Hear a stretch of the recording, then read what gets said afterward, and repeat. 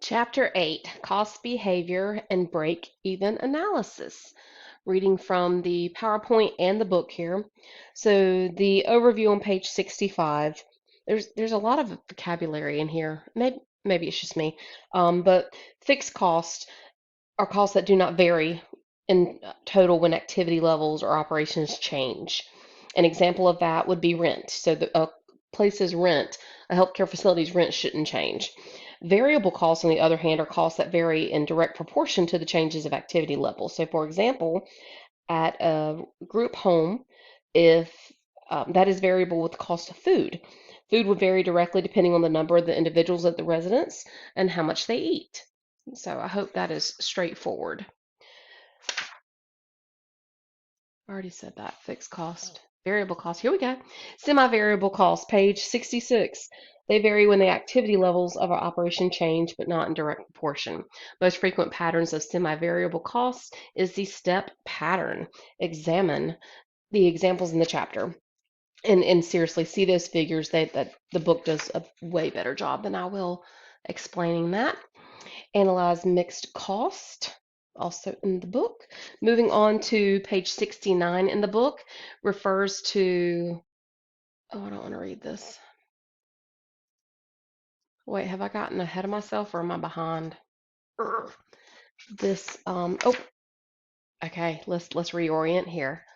Let's say let me stay on this slide. So examples of variable and fixed costs on page 69. It needs to be mentioned that some expenses can be variable to one organization and fixed to another. It really just depends. But this operating room uh, table example 8.1 on page 69 does a good job for this particular organization or healthcare facility. What is the difference between variable and fixed?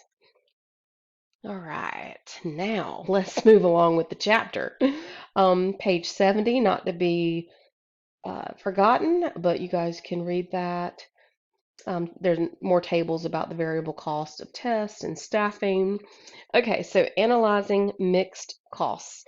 There's a couple ways to do this. The manager needs to know how, and you will do this however your organization tells you to do it, but there are different ways.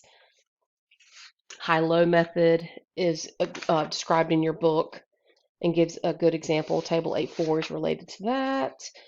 And then it goes into, talks about the step method here. Through the high-low method, cost is examined. High level, low level, yes. Here it is, the scatter graph method. So this is, and I feel like we just skipped over, I'm going to stop right here on the PowerPoint, but I want to review on page 73, contribution margin, cost, volume, profit, and the profit volume ratios. Contribution margin, review that. Please let me know if you have any questions. Again, I think the book does a good job at describing this, and I just don't want to add anything to it to cause confusion. Profit volume ratio is discussed on page 74. Okay, and then on page 77, I'm now at my scatter graph method. So it is the most accurate, or more, it's definitely more accurate than the high-low method. Oh, here's the slide for contribution margin. Oh, I'm so glad you guys have this PowerPoint to yourself and you don't rely on me. All right, contribution margin, the example A, B. This has to do with worksheets for chapter 8. Again, the practice exercises are found starting on page 525 in the book. The solutions come after that. Anytime you want to do one of these exercises, if you'll provide me the answer, show me that you did this, I'll give you some extra credit. Like, it's totally up to you. um, Sometimes reading this information in the chapters is very straightforward for me. Other times it's confusing even to me. Yes, that's right. And I have to do these exercises to work it out and figure it out. So yeah, just let me know if you ever do one. I want to make sure you get some credit for it. Okay, so now we're back to normal slides. The cost, volume, profit, CVP, or the break-even point. This is discussed. Let me go back to the book. Page 75, I think. But review that. Here's another table. More tables. Yes, another exercise. Okay, so that's the gist of this PowerPoint and this chapter. Again, it is challenging to read from the book, review the book and the PowerPoint at the same time when they don't sync well. Let me know if these videos are just if they're not adding any value to you all, and I'll stop.